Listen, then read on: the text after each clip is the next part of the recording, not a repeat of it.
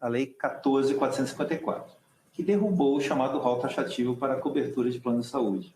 Em consequência, as operadoras de assistência à saúde poderão ser obrigadas a oferecer cobertura de exames ou tratamentos que não estão incluídos no rol de procedimentos e eventos em saúde suplementar.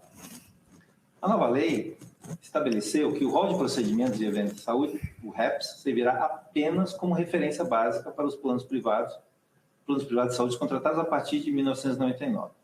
Assim, os tratamentos que não estão incluídos no rol deverão ser aceitos desde que cumpram uma das seguintes condicionantes. Primeiro, ter eficácia à luz da ciência da saúde, baseada em evidências científicas e plano terapêutico.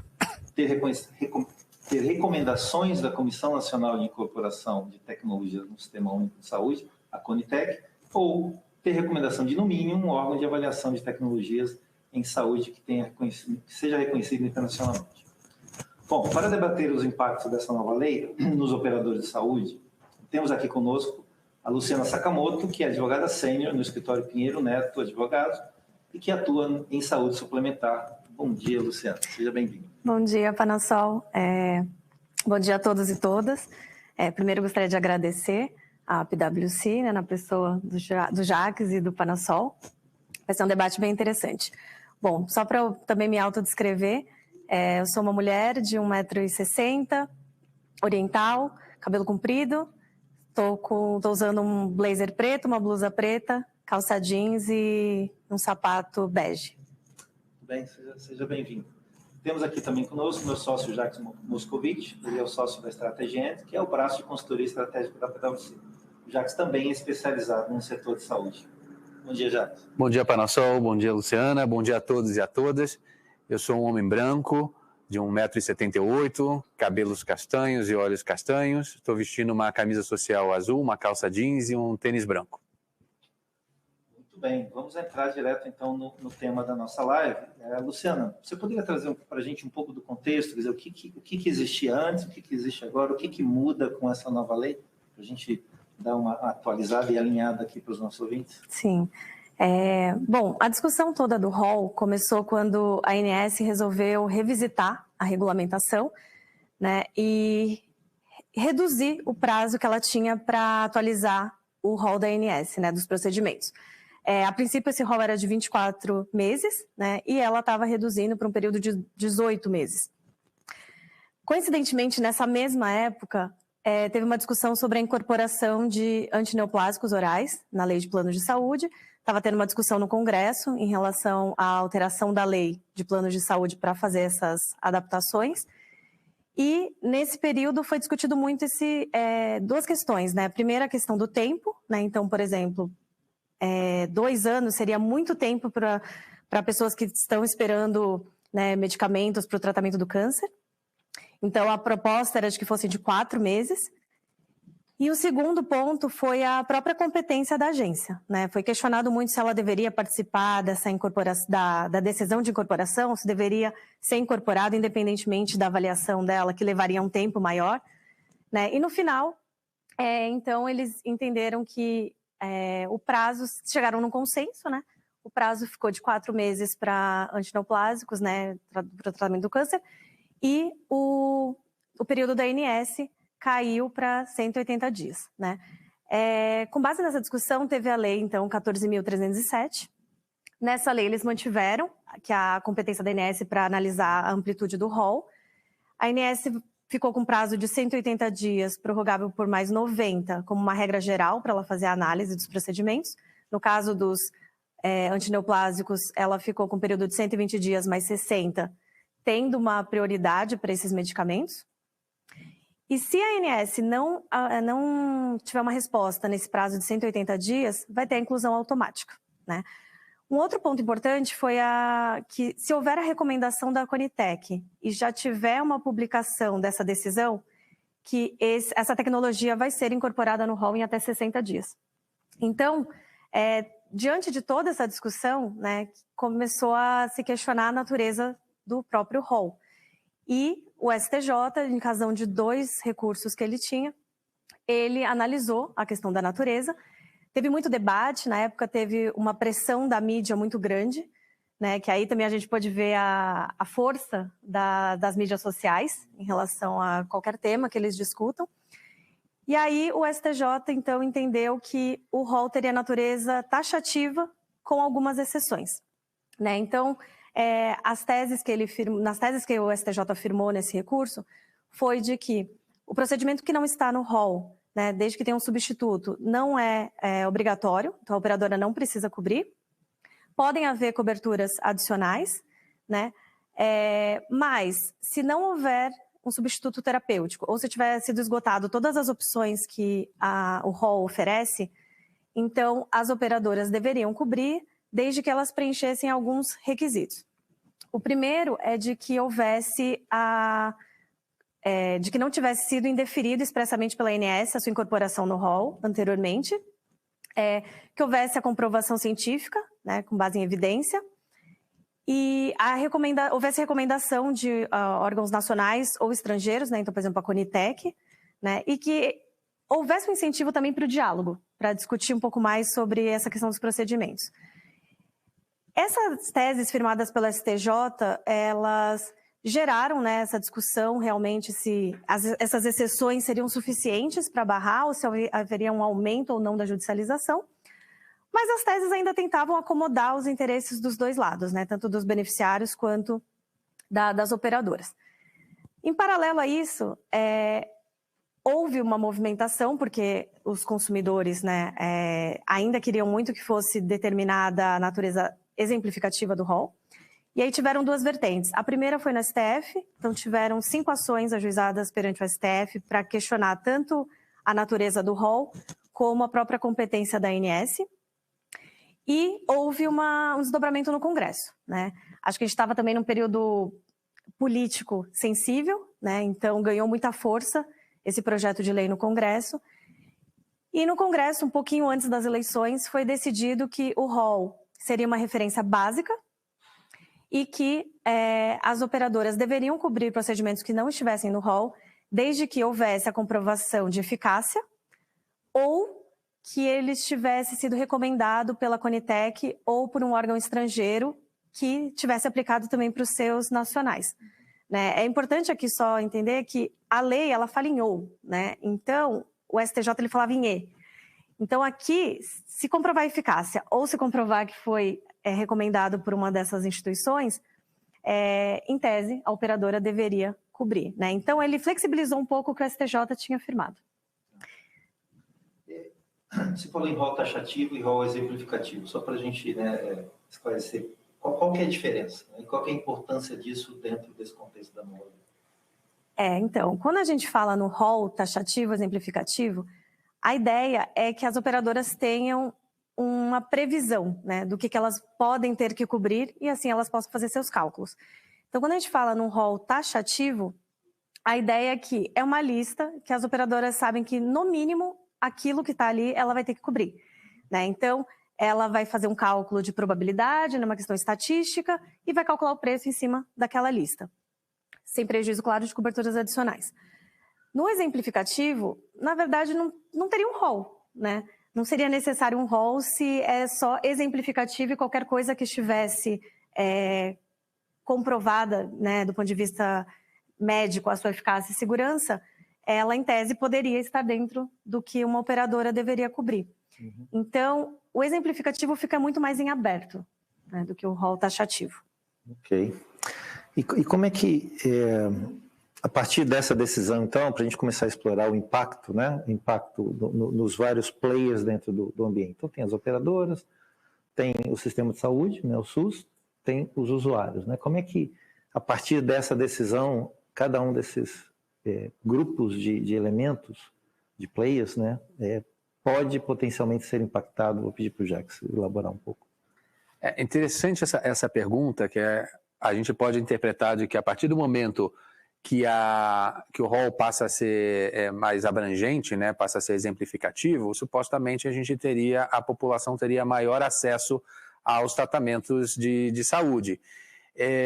O que, na verdade, dada a característica que a gente tem no sistema de saúde brasileiro, pela lei, todos os brasileiros têm direito ao sistema de saúde público. Só que a gente vê que existe uma parcela da população que tem assistência de saúde, o plano de saúde suplementar, dado, vamos chamar assim, toda a sobrecarga do Sistema Único de Saúde. A partir do momento que a gente vê esse rol mais abrangente, significa, de certa forma, que as operadoras de saúde vão vivenciar aí um aumento da sua sinistralidade por parte dos seus beneficiários.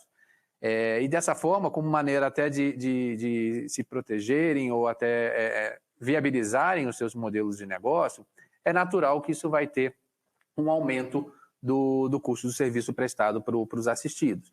O que significa que uma parcela da população até então que recorria para o sistema de saúde suplementar, possivelmente não vai ter mais a condição financeira para arcar com os custos desse tipo de cobertura e vai ter que recorrer para o Sistema Único de Saúde, o que significa aí uma sobrecarga de um sistema que, por si só, já vinha sendo sobrecarregado e que vai precisar, de certa forma, enfim, ter um preparo de como receber esse contingente adicional da população que vai recorrer a um sistema que até então estava recorrendo por um sistema privado.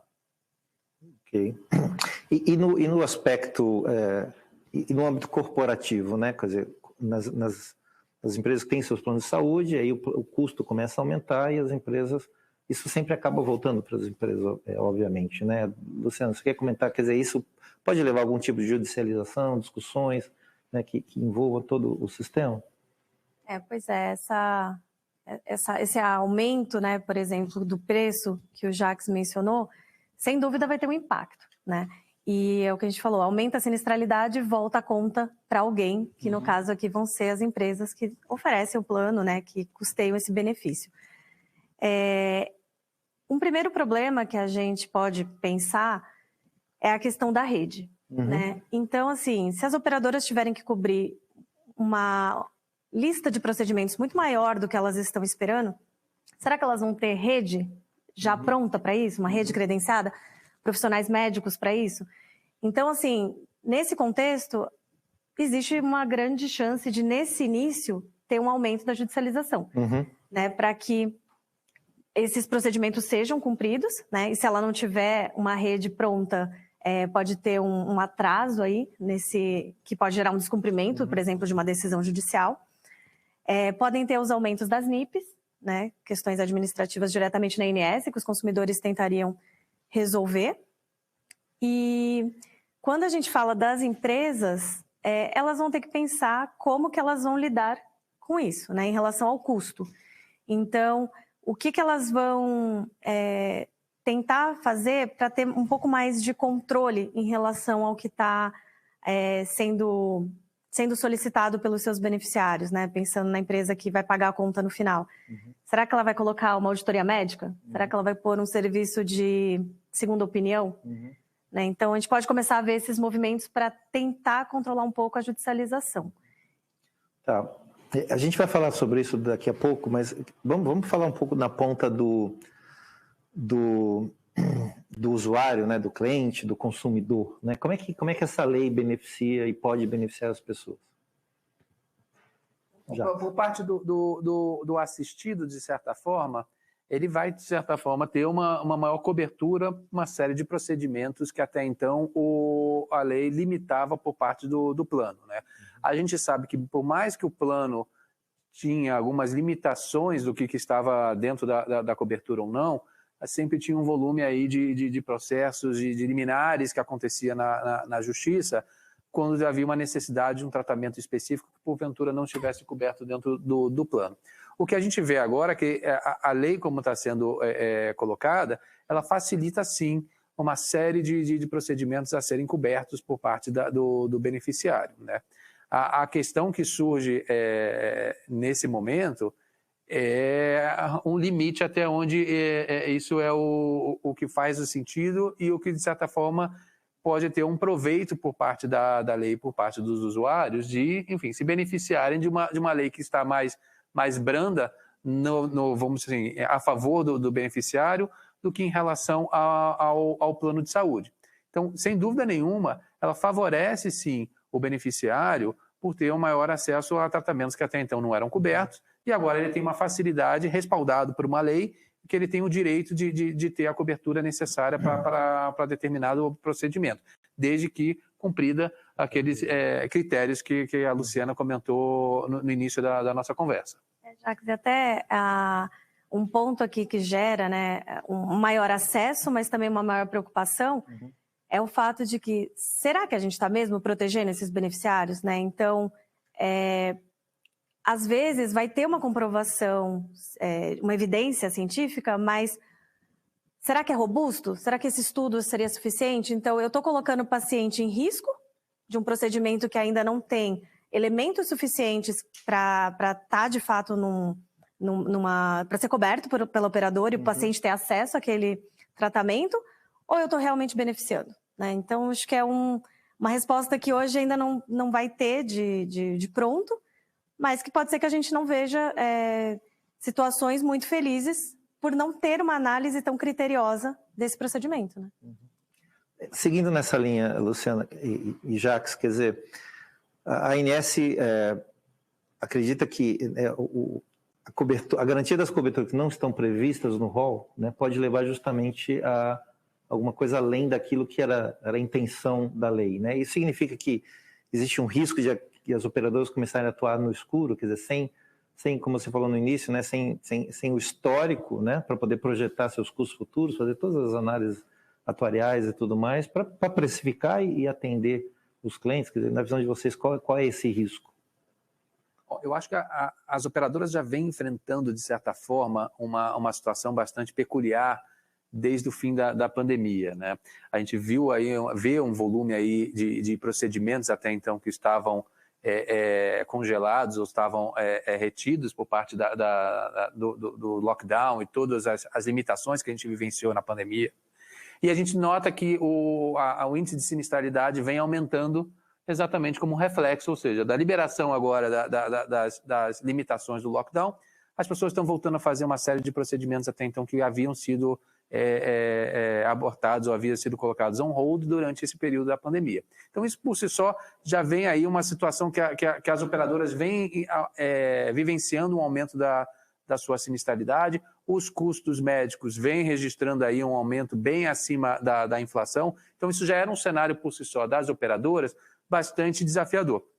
Quando a gente tem o rol passando a ser um rol mais abrangente, significa provavelmente que o impacto na sinistralidade das operadoras vão ser ainda maiores, porque de certa forma vai acarretar aí uma certa necessidade de uma maestria da viabilidade operacional financeira dos seus negócios, uma vez que, se essa sinistralidade aumentar de forma considerável, provavelmente muitas das operadoras hoje vão começar a apresentar dificuldades financeiras e, enfim, por tabela vai acabar tendo reflexos na sua cobertura, na qualidade do serviço prestado. Então, acho que esse é um ponto que vale a pena ser destacado sobre as consequências que essa mudança na lei vai gerar para as operadoras de plano de saúde.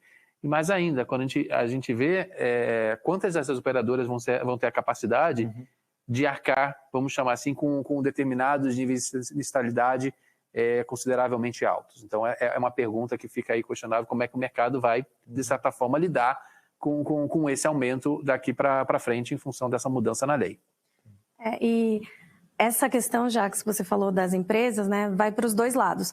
Tanto dos empregadores que oferecem o benefício para o empregado e elas podem eventualmente não ter condição de arcar com esse reajuste, né, no ano seguinte, quanto para próprias operadoras de porte menor que não vão conseguir também fazer frente a esses sinistros, né? Então, se a gente pensar que num primeiro momento pode ter uma demanda muito maior, né, do que a esperada, acho que a gente tem alguns reflexos, né? Então, por exemplo, planos que adotam o modelo de pós-pagamento podem ter um efeito mais imediato, né? Porque eles vão receber a conta do procedimento que foi feito e no mês seguinte lá já vai ter a conta para pagar.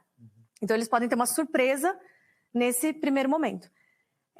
Os planos pré-pagamento podem não ter talvez um impacto tão imediato agora, mas vai ter um reajuste, né, em seguida. Então, vai sentir essa conta. Que no primeiro ano pode ser um reajuste mais ou menos, né? Mas no ano seguinte, com certeza, vai ser bem significativo.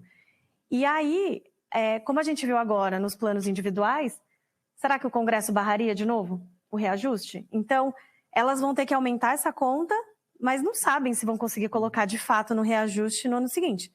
Então, elas estão um pouco no escuro em relação a esse aspecto econômico, né? Mas também, de novo, no assistencial, né? Como fazer frente a isso? Tem doenças que são tem tratamentos extremamente especializados que poucas pessoas sabem fazer, né? Então, como é que elas vão operacionalizar?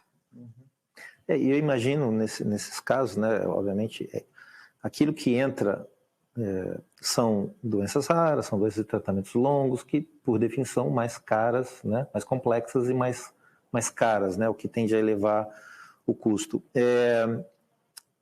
Voltando lá no ponto que o Jacques falou no início, quer dizer, hoje o procedimento antes da lei, em determinadas circunstâncias, o beneficiário, quando ele é negado o tratamento, ele busca a justiça, consegue uma liminar, alguma coisa, uma ordem judicial, e isso permite o tratamento. Você acredita que a partir daí a gente possa ter uma inversão, ou seja, as operadoras irem à justiça para evitar determinados tratamentos que possam impactar as suas operações, já que elas podem não ter a capacidade de repassar esses custos para os seus beneficiários?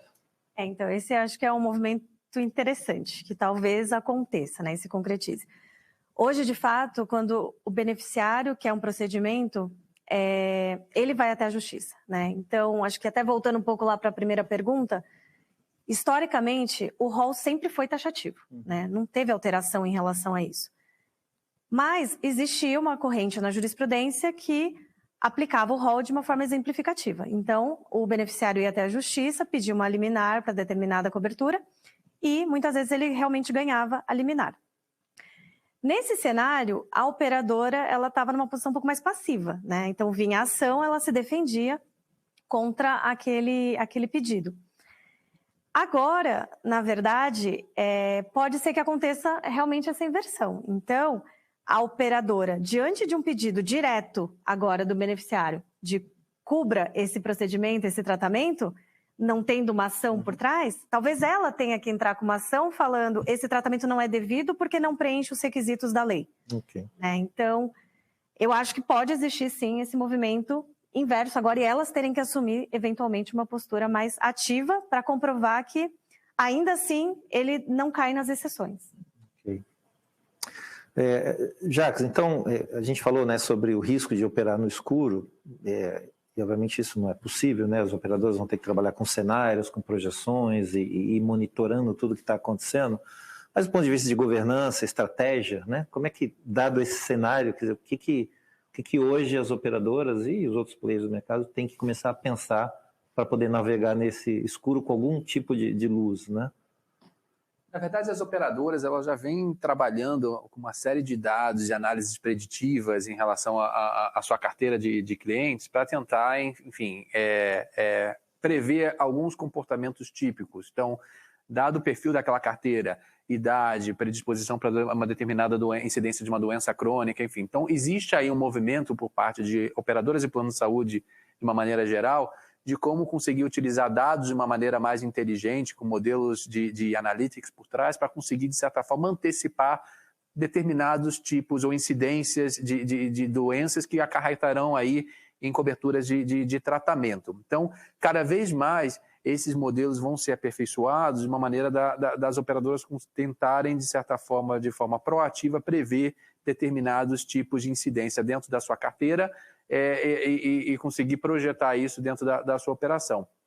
Mas um outro ponto que a gente vê, que havia sendo discutido de uma maneira, vamos chamar assim, de uma forma não tão intensa que a gente vê que vai acelerar a partir de agora, são os próprios modelos de remuneração das operadoras e planos de saúde. Que até então, grande parte hoje do modelo de remuneração é um modelo que a gente chama do fee for service, e a gente vê outros modelos que já vêm sendo, de certa forma, explorados para determinados procedimentos que você tem aí uma maior previsibilidade ou uma menor variabilidade do protocolo de atendimento, que vão começar, de certa forma, a se tornar mais evidente dentro do setor, como uma forma de compartilhar o risco. Hoje, o Fee for Service, basicamente, o risco está bastante concentrado por parte da operadora e pouco por parte do prestador de serviço. Então, o que a gente vê é, diante desse movimento, as operadoras vão cada vez mais buscar modelos de remuneração que visam aí o compartilhamento de risco com os prestadores de serviço.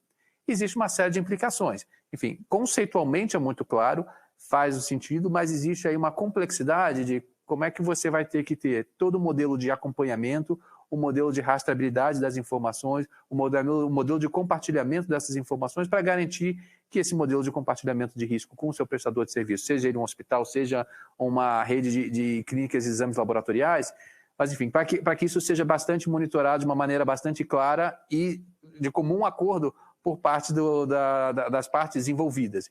Então a gente vê esses dois movimentos, vamos chamar assim, bastante claros. Por um lado, cada vez mais o uso de dados analíticos, modelos preditivos, para tentar antecipar aí o comportamento dessa sua carteira, agora numa medida que a obrigatoriedade da cobertura é muito mais ampla, e por outro lado, uma pressão uma aceleração, melhor dizendo, dos modelos de remuneração que a gente considera hoje inovadores, porque existe aí as limitações, mas modelos que sejam mais orientados ao compartilhamento de riscos entre operadoras e prestadores de serviços, de certa forma como uma tendência diante dessa maior, vamos chamar assim, abrangência da lei.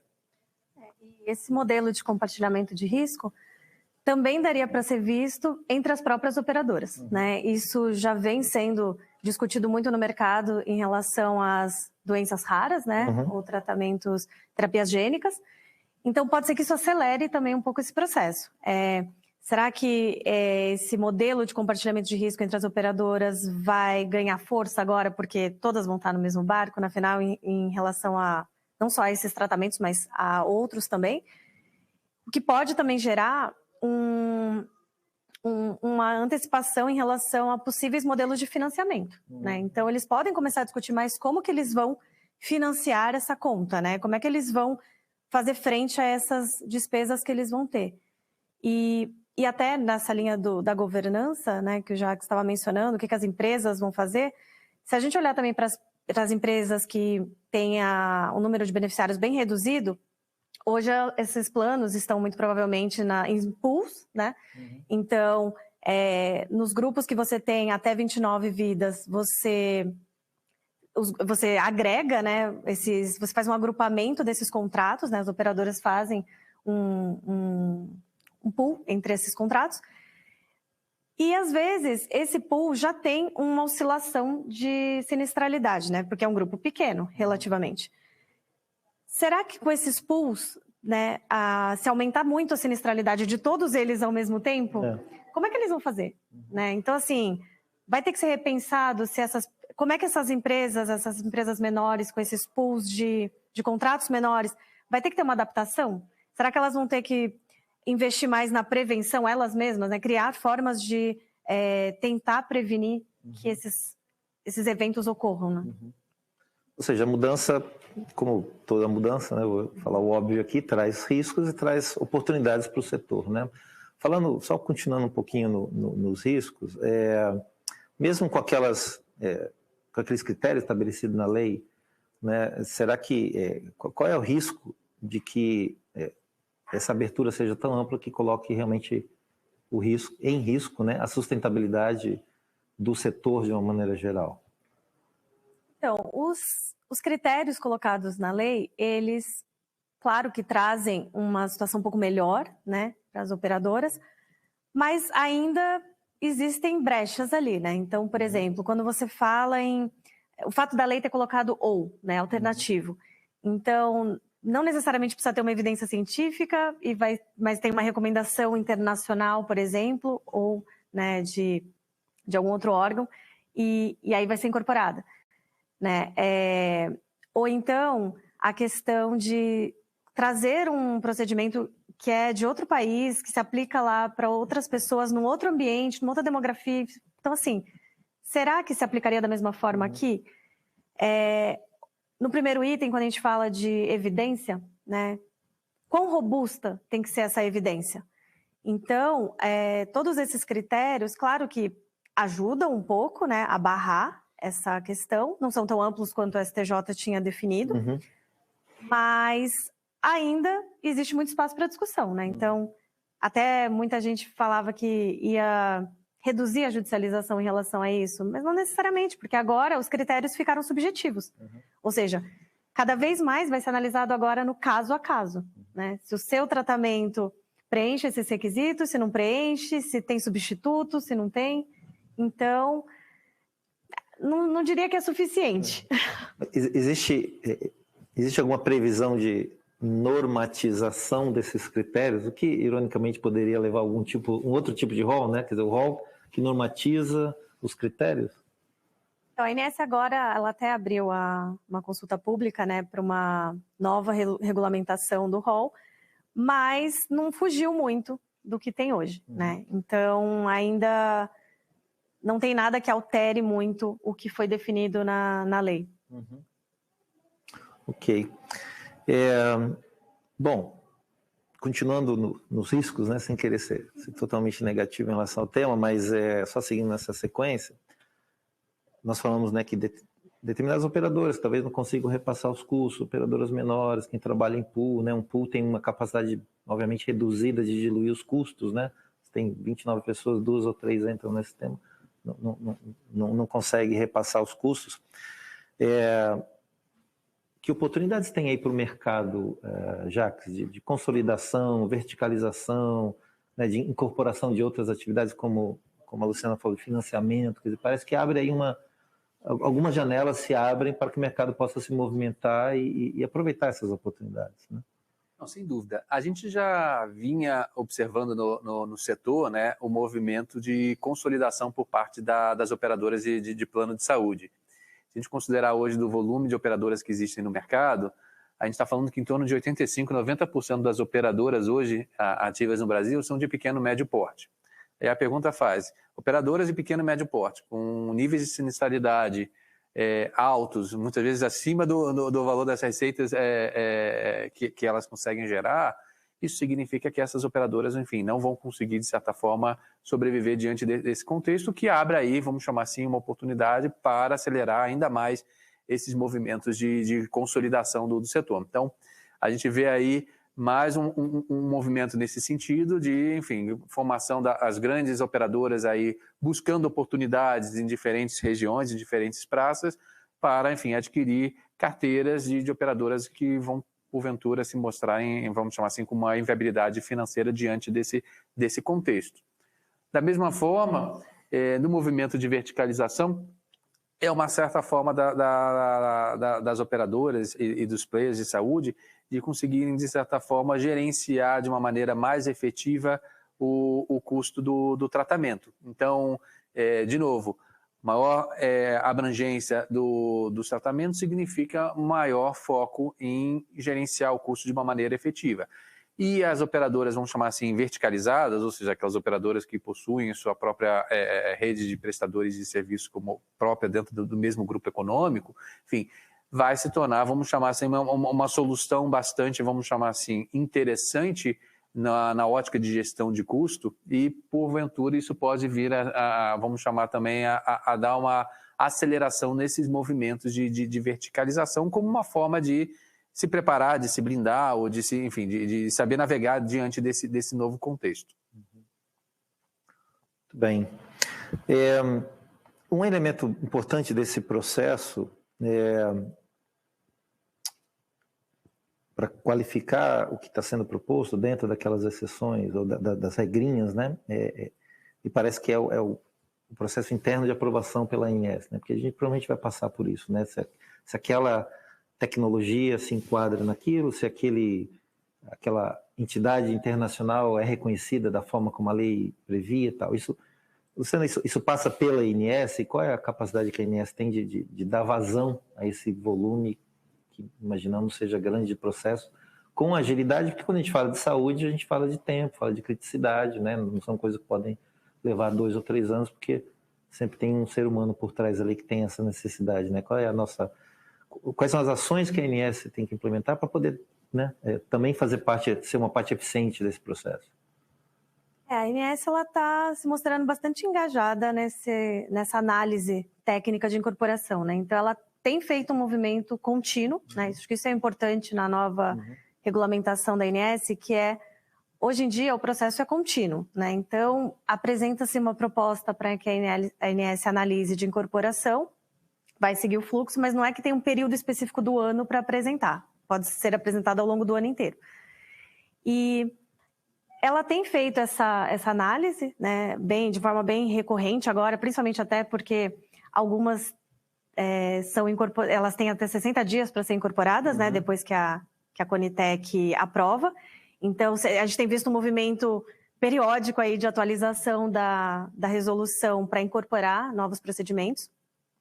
A ANS ela tem feito audiências públicas, consultas públicas, né, trazendo a população para participar do processo e defender uma incorporação, ou falar por que não tem que incorporar, trazer a questão de custos.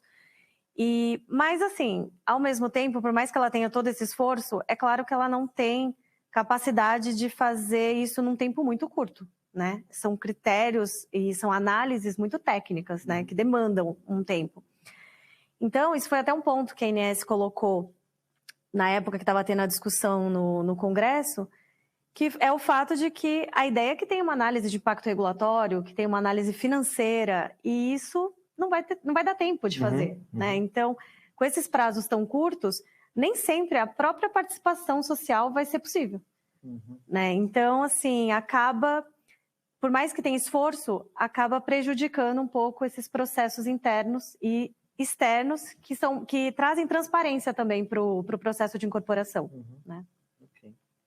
A gente tem algumas perguntas vindo do pessoal que está nos assistindo. Eu queria agradecer, antes de mais nada, a participação de todos e obrigado pelas perguntas. Tem uma pergunta aqui do Edson, da Unimed, que fala um pouco com o que a gente tem conversado, que a gente pode chegar a uma situação, né, essa é a pergunta dele, de que um único procedimento em relação a um único beneficiário seja tão custoso que possa inviabilizar a atividade daquela operadora, né? A gente sabe, a gente conversou um pouco antes aqui, existem procedimentos que vão na casa dos milhões de dólares, né? Porque são inovadores e usam tecnologia, não estão necessariamente disponíveis aqui. Isso é uma possibilidade, de fato.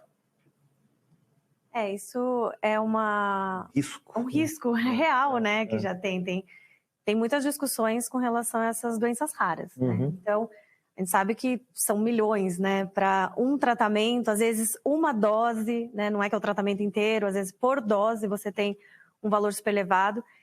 Então, existe sim esse risco, né? Existe o risco de ser maior do que o próprio faturamento da operadora e é justamente esse o ponto de equilíbrio, né? O orçamento tem um teto. Então, essa é a grande dificuldade. Eu acho que vale a pena aqui só destacar que existem tratamentos que são extremamente onerosos, fazem parte do tratamento da saúde, mas uma provocação aqui que trago teoricamente esses tratamentos deveriam ser cobertos pelo sistema público de saúde. Vamos chamar assim, o sistema privado deveria ser uma maneira, vamos assim, complementar sobre o que o sistema público não tivesse a capacidade de atender.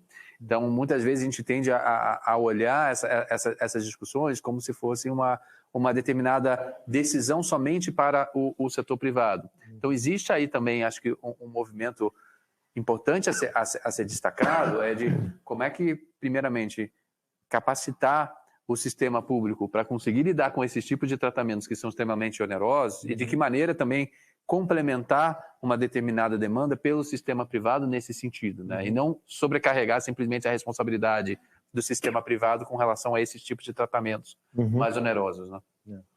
É a discussão, né, da complementariedade do sistema privado, que é o que deveria ser, né? Mas que a gente sabe que na prática são dois sistemas, né? Tem aqueles que não conseguem ter acesso ao sistema privado e vão ao público, que acaba ficando sobrecarregado, e os outros que usam exclusivamente o privado. E aí, quando esses sistemas aparecem, a gente entra nesse conflito e coloca, né, gera essas instabilidades no sistema, por assim dizer. Nós temos uma pergunta aqui, Luciana, do Everson, da ERP Advocacia. Obrigado, Everson. Eu vou ler a pergunta, que ela é um pouquinho pouquinho longa, mas ela é interessante, né? Então, a doutora Luciana diz que o rol ampliado fará com que as pessoas não consigam pagar pelo plano e migrem para o SUS. Esse é um risco, né? Não é determinante, mas é um risco. Mas será que se o rol for taxativo, não haveria o aumento no atendimento do SUS para aqueles que não conseguem pagar o plano? Que é um pouco do que a gente falou, né? Que a migração de uma forma ou de outra. Aí a pergunta é, com o rol ampliado, haverá uma diminuição da judicialização? Nós falamos aqui rapidamente, mas vale a pena tocar de novo. E ele tem uma pergunta específica sobre o valor do plano, que explica o aumento entre 17% e 21% dos planos quando o rol era taxativo. Uma pergunta bem interessante, porque a gente ainda não sabe exatamente de fato o que vai acontecer, né? Acho que existem previsões, mas a gente vai descobrir na prática. Uma coisa que dá para... acho que tem uma probabilidade muito alta, é que realmente a sinistralidade vai aumentar, os custos vão aumentar. Então, quando a sinistralidade aumenta, né, e esses custos sobem de uma forma significativa, o reajuste vai ser alto, né? O preço daquele plano para fazer frente ao risco tende a subir. Então, se você tem planos de saúde com preços mais caros, mais elevados, isso vai fazer com que uma parte da população não consiga mais pagar esses planos e aquelas que não têm acesso nem consigam entrar. Esse movimento, né, de um sistema que eu preciso de muita gente para ter o mutualismo e equalizar risco e receita, vai fazer com que esse mercado possivelmente tenha menos beneficiários e aí eles migrem para o SUS. Então, né, como o Jacques falou, sobrecarrega o sistema público. Se puder voltar só a pergunta ali. Mas a questão, então, de migração para o SUS é com relação a essa questão do preço, né? E, deixa eu ver, mas será que se o rol for taxativo, não haverá aumento no atendimento? Então, e a questão do rol taxativo, de novo, assim, é claro que isso não resolve todos os problemas, mas o fato do rol ser taxativo, existe uma previsibilidade maior, né? Então, as operadoras vão conseguir calcular, pelo menos, né? O trabalho do atuário. Então, ela tem pelo menos uma previsibilidade. E aí, a ideia é que realmente, né, como você falou, Panassol, a saúde suplementar seja, de fato, complementar. E a gente consiga dividir a população. Quem tem acesso consegue acessar a saúde privada, né? E isso vai desafogar o SUS. E aqueles que não conseguem custear um plano de saúde, eles vão ter um sistema que não vai estar lotado, né? Ele vai conseguir atender de uma forma um pouco mais adequada. Com relação ao rol ampliado, se haverá diminuição da judicialização, então eu acho que não, porque com o rol ampliado e com aquelas exceções, vai ser realmente caso a caso, né? Vai existir, talvez num primeiro momento, acho que depois a gente pode até chegar no equilíbrio, mas nesse primeiro momento ainda vai ter discussão, né? Então, acho que esse é um ponto que vai gerar uma instabilidade no judiciário, né? Quando teve o julgamento do STJ, ele não era um recurso repetitivo. Então, a gente viu um movimento nos tribunais de cada juiz aplicava de uma forma, né? Cada desembargador escolhia uma linha. Então, alguns seguiam o STJ, outros não, né? O que gerava, de novo, essa instabilidade. E com relação ao reajuste, né, 17%, 21% que você mencionou, ali foi muito, né, a gente está falando, acho que, dos planos individuais, ali a questão foi também o ano anterior, né? O ano anterior teve um reajuste negativo. Se teve um reajuste negativo e as pessoas voltaram também a fazer os procedimentos, né, que até então estavam suspensos, os eletivos, naturalmente aumenta, né? Então, já era um pouco previsto que, diante da aplicação do reajuste negativo, ia ter um aumento no ano seguinte relevante, né? Nós estava conversando com o Jacques, alguns dos nossos clientes, né, no setor, realmente, e esse é um dado público, né? Teve uma barriga na pandemia e agora as alas que tratam de procedimentos eletivos estão sobrecarregadas, né, mesmo no setor privado, porque, né, tem uma demanda represada. Isso, obviamente, gera custo e que gera o feedback dentro da precificação, né? Tem uma pergunta aqui interessante, específica, do Josiel, da clínica da Gávea. Quer dizer, se um dos elementos lá é que o tratamento tem que ser reconhecido por algum órgão internacional, a gente corre o risco de estar numa situação que ele não só é reconhecido por um órgão internacional, mas ele só está disponível fora do Brasil. né? Como é que a lei, e eu sei que a gente está entrando no campo do, né, não sabemos, né, mas é um tema interessante para a gente especular com cuidado em cima, podemos chegar a essa situação de que o custeio do tratamento no exterior também esteja incluído nessa circunstância? Entra na nossa discussão da rede, né? Olha, isso aí começa a entrar com lei, eu vou jogar para o especialista, que imagina se eu vou falar da lei, vai cobrir, por favor. Entra na rede, assim, é o que a gente falou, vão ter essas situações, né?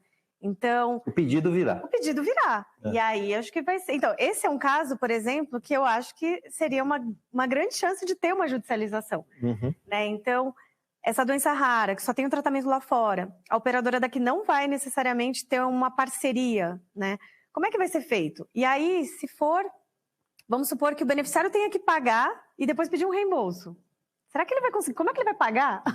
As doenças raras é o que a gente estava falando, de que os tratamentos são tão caros, né? Tão elevados, que até a operadora questiona se consegue pagar, imagina o beneficiário diretamente.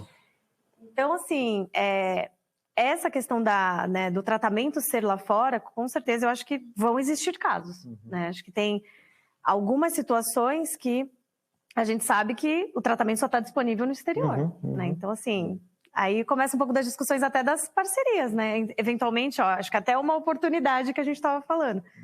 Será que vão ter parcerias entre operadoras daqui e nos Estados Unidos, por exemplo, Europa? Né? Então, acho que o assunto pode surgir. Certamente, E por isso que eu falei, vamos especular um pouco, porque é o que certamente surgirá, vamos ver o que acontece, e não necessariamente os primeiros casos serão determinantes de como que será o futuro, porque você tem mudanças e reações, e a tecnologia médica evolui, então a gente não sabe o que pode prever, mas eu acho que essa é uma das portas que se abre para a discussão, né? Para ver como é que isso precisa ser endereçado, sempre lembrando que tem um ser humano por trás, né? Acho que essa é a parte importante desse processo. Isso vem até em linha com a próxima pergunta da Beth, que perguntou se a gente acredita que vai haver mudança na legislação do plano de saúde diante desses procedimentos de alto custo. Eu acho que é algo que, enfim, diante dessa nova realidade, é algo que a lei vai ter que abarcar, ou seja, esses episódios de como se cobre, não cobre, como cobre, até onde cobre. Então, eu acho que isso faz parte vamos chamar assim, do aperfeiçoamento do dia a dia, uma vez que a gente começa a entender esse novo modus operandi. Eu acho que, sem dúvida nenhuma, é algo que a lei vai ter que ser, vamos chamar assim, revisitada para, enfim, considerar todos esses casos e ter a resposta, seja ela qual for, né? Mas acho que faz parte do aperfeiçoamento desse novo modus operandi que a gente estabelece como daqui para frente. Acho que até... Se eu não me engano, na Lei 14.307, um dos itens que foi alterado, ele coloca que acho que os procedimentos de alta complexidade vão ser regulamentados pela ANS. Né? Então, ela vai ter que, em algum momento, ver como é que ela vai trabalhar com esses procedimentos que têm alto custo. Né? Então, acho que essa alteração legislativa, né, como você colocou, Jacques, vai ser com o tempo. Agora vão começar a surgir os problemas, né? E aí a gente vai tentar ver como é que a gente vai resolver. Um tema que é sempre uma preocupação do setor, e não só especificamente por conta da lei, né, do rol, é a questão do mau uso, né, das oportunidades, né? As fraudes, né, as fraudes médicas, as fraudes dentro de todos os procedimentos, e aí a gente reflete, né, à medida que nós estamos falando aqui, que o natural seria a incorporação de tratamentos e procedimentos de maior valor agregado, sempre existe a oportunidade, ou o risco, né, de que se usem essa oportunidade para procedimentos fraudulentos, né, desvios, o que sempre é possível quando se fala de valores elevados, né. Como é que vocês veem o setor pensando nisso, ou se preparando, né, e criando as defesas, né, de primeiro, segundo, terceiro nível, para que não sejam, né, levados, né, a de uma forma ou de outra participar de processos que não são corretos, que são fraudulentos, né? Pode ser. Só pergunta capciosa aqui, né? Eu acho que vai começar a ter uma relevância maior o papel da auditoria, da junta médica. Então, eu acho que vai ter uma análise técnica talvez um pouco mais apurada, né?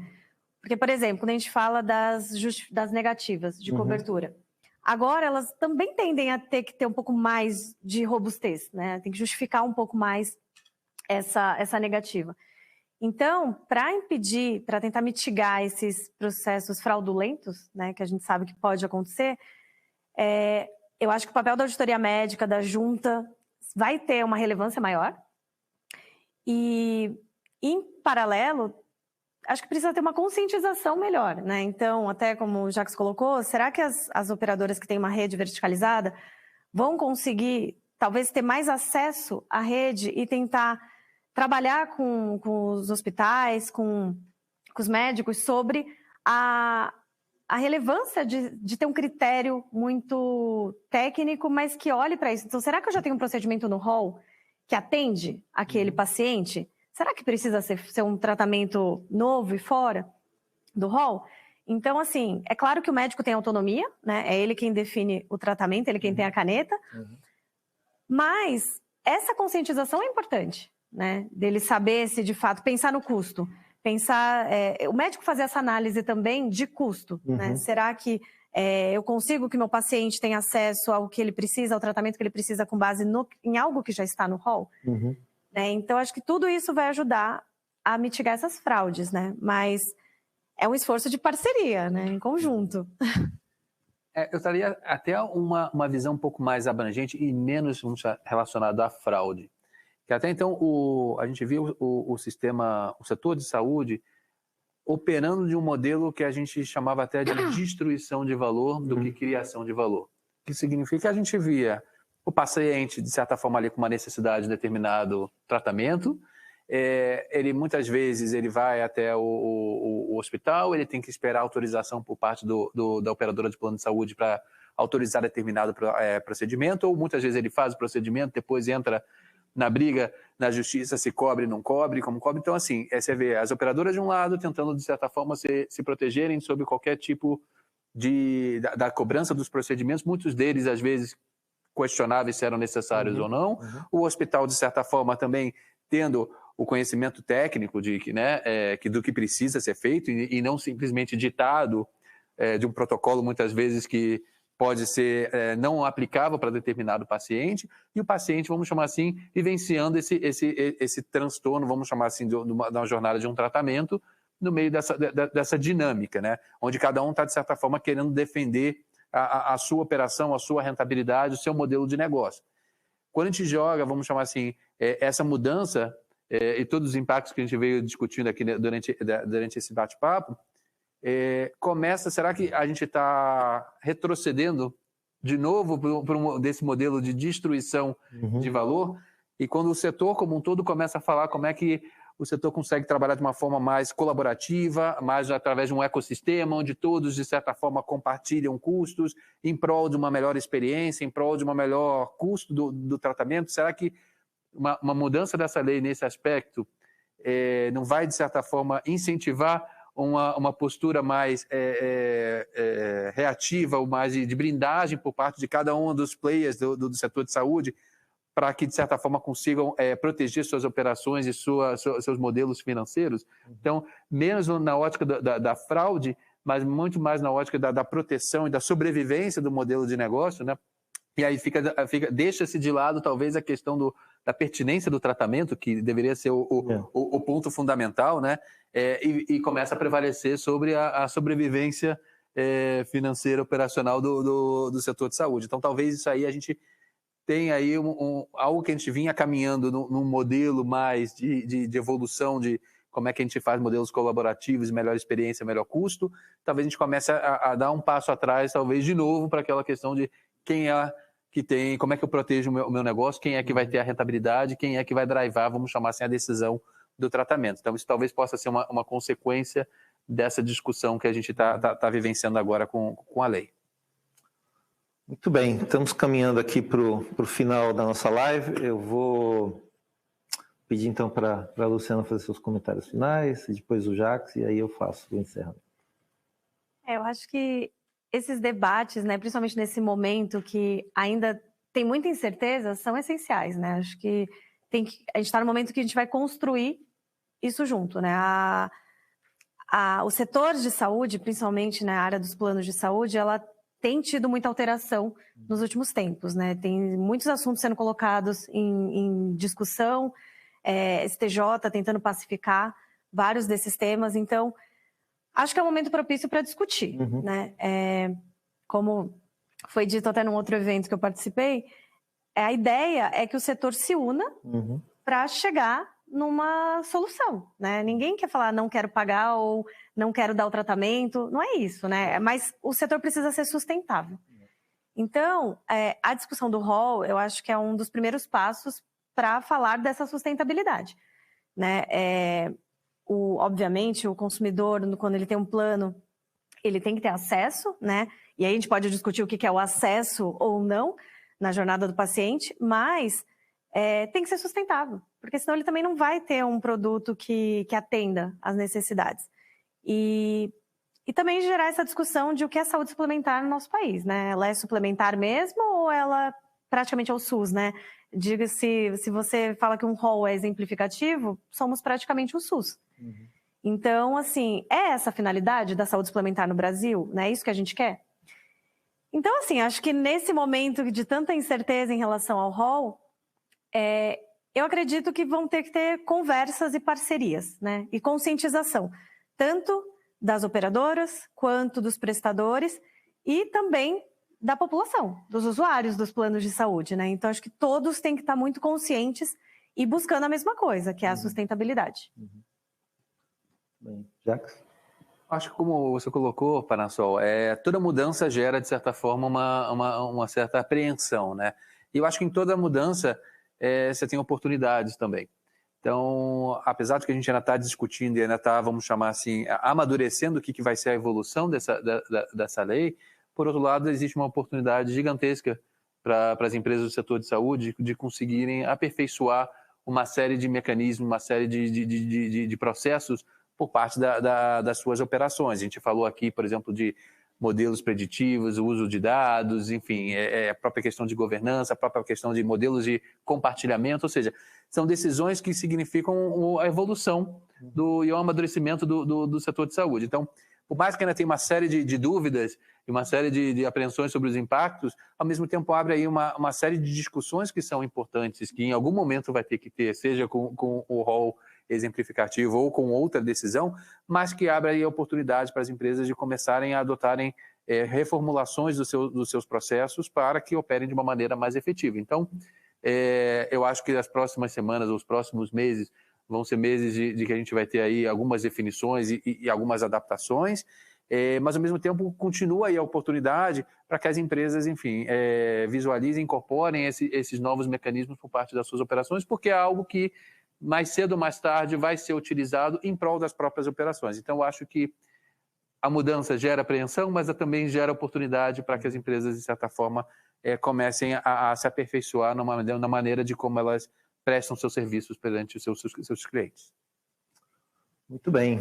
Bom, estamos chegando ao final do nosso papo. O objetivo, acho que era esse, né? Aproveitar o timing aqui, né? A oportunidade dessa nova lei para provocar essas discussões que são extremamente relevantes, porque afetam 100% da população do Brasil. Todo mundo participa de um plano ou de outro, ou está no SUS, ou está no sistema complementar. É um setor super relevante para a economia como um todo, né? E como eu falei, sempre tem um ser humano por trás ali que precisa também ser acolhido e ter suas necessidades endereçadas, né? Quando a gente fala de saúde, sempre é crítico. Então, estou muito feliz aqui pela conversa, queria agradecer, né, em nome da PwC aqui a participação da Luciana, obrigado, Jacques, agradecer a presença de todos, obrigado pelas perguntas, participações, e que tenham todos aí um bom dia, e como hoje é sexta, um bom final de semana a todos.